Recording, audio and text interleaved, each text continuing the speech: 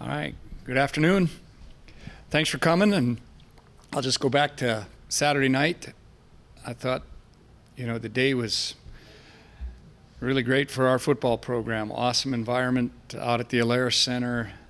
You pull up to the game, and a lot of people creating a great game day atmosphere, and then you get into the building and packed house, a lot of energy, and we'd like to get off to a better start. And that didn't happen. We gave up a couple of explosive plays on defense and didn't move the ball the first offensive drive, but still had some good things happen in the second quarter that I think helped our team. And getting a fourth down stop, got the crowd into it a bit, gave us some confidence, and then to hold them to a field goal late in the first half, I thought that was really a key moment in the game as you look back. And then really proud of our team, the way we responded at halftime. We're always talking to our team about things happen, and how you respond is really important. And our guys, I think, we're not pleased with how we played, but we're in a good spot and staying together. And we knew we'd get the ball the second half, and that drive was really key to go down and score. And then just really played complementary football throughout the game. Controlling the ball on offense. I think we had it for 24 minutes the second half, 3 3-and-outs on defense, and then, hit the 2 field goals late in the game. They wanted to put us ahead and had to defend a 2-minute drill, and really got pressure on the quarterback throughout the second half, but we also pressured them in that situation. So pleased with the win, and now we got to move forward and prepare for Idaho State, who's a talented team. I think they're balanced, even though they throw the football more than they run it. Their 3 tailbacks that have played are very impressive, good in the open field. Defensively, they're very active up front. Linebackers play downhill, and I think this team's really tackled well in space, so it's hard to get big plays on them because they're very aggressive to the ball and they tackle well. So we're just learning a lot about them. Haven't played them for a while. Coach Hawkins is doing a great job building that program, and I'm sure they'll be ready on Saturday. I guess you kind of answered it there. I was going to ask you, looks like they like to throw it around. Does that change defensive approach, mentality, anything different for your defense going against a team that traditionally really likes to throw it? Yeah, I think, it's different because they don't play with a tight end, so they really have you spread out. So but that doesn't mean they don't run the football. I'm very impressed with Austin and Cowie, and those guys are good runners when they get it, and they get you in space, and then they'll run the quarterback at times. They played 4 different quarterbacks, have stats at this time, so to figure out who's going to be in the game and who's playing, we're still working on that right now. But you got to have maybe a different approach. They get rid of the ball quickly. They throw it deep, and those guys go up and get it. They're talented at receivers. So this will be a challenge for us, and how you practice to get ready for that, it's hard to replicate, but we're going to do the best we can with our work teams. How do you approach the success here? A top 10 ranking, a win over a number 4 team in the country. You guys maybe feel like you struggled with success last year coming off that win over North Dakota State. Do you want them to think about that situation in the parallels, or do you say that was a different team in a different situation? I think this team is different, but we sure want to learn from the past. And I shared with the team really early. I shared with it after the game. I shared with them yesterday that I got to do a better job in these situations because in our recent history, we haven't followed up games like we had Saturday night with a good enough performance. And how do we perform better? I think it all comes down to our preparation and blocking the outside noise, which is really difficult to do. The players are no different than the coaches. You're still getting feedback and people wanting to talk about that game, and we got to do a great job of preparing for Idaho State, and that needs to be our focus because this team should have our full attention. They played Oregon State, and they were toe-to-toe with Oregon State. The score doesn't look like it at the end of the game, but that game was very close. And then they took care of business last week, so they'll come in here with a lot of confidence and ready to play. Your ability to get after the quarterback. What did you like about it? What did you see that allowed you guys to rush the passer better than maybe you did last year? Yeah, we did get a lot of pressure coming from different places. We came off the edge a couple times and got there. I thought Craig Orlando was dynamic in his pass rush, just powerful pass rush up the middle. Our linebackers were active. So it came from a number of different places, and, we needed to do that. Game 1, we didn't disrupt the quarterback. In game 2, we were able to disrupt the quarterback, and it really helped us in our overall performance. We actually disrupted them on one of the touchdowns. When you get opportunities, you got to get them down. So it affects the game, and somehow we're going to have to affect quarterbacks again this week. When you throw the ball that much, you're going to have to affect the quarterback. Coach, since the last time you played Idaho State in 2021, they've had a lot of struggles, a lot of turnover with a pair of one-win seasons and a pair of head coaching changes. What do you think about how Cody Hawkins is rebuilding that program in his second season there? Well, I see him doing an excellent job. They are very balanced on offense. We get this impression that they just want to throw it, but they can run the football effectively. So they're difficult to prepare for. Their skill level is high. These two defensive ends, Horton and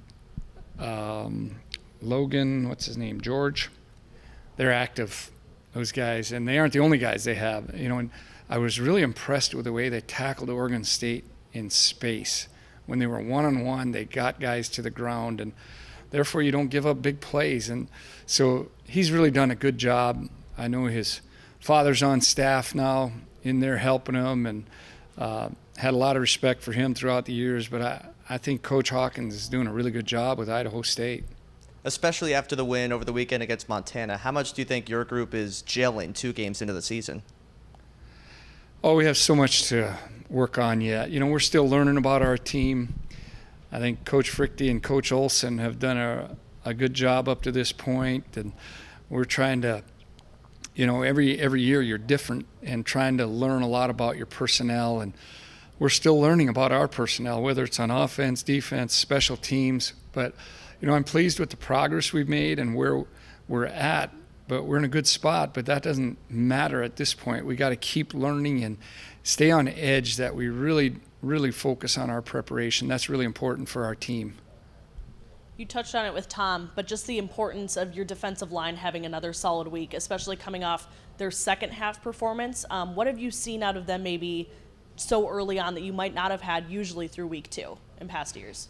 Yeah, I think, Coach Schweigert has worked hard on improving our pass rush, worked hard on, rotating guys in to keep us fresh. I think that's helped us. We've had some depth there, and our depth got challenged this past week. We lost Braden Moore for the season, and Miles Terry was unable to play on Saturday, so our depth was challenged, and we got to keep guys ready and keep our young guys and new guys in the program. So we worked hard on it, but we are by no means a finished product. We got to keep pushing to keep improvement going. And we talked to the team yesterday about self-improvement improves our football team. So if everybody in our building is concerned about improving themselves, we're going to make our team better, and that's the goal.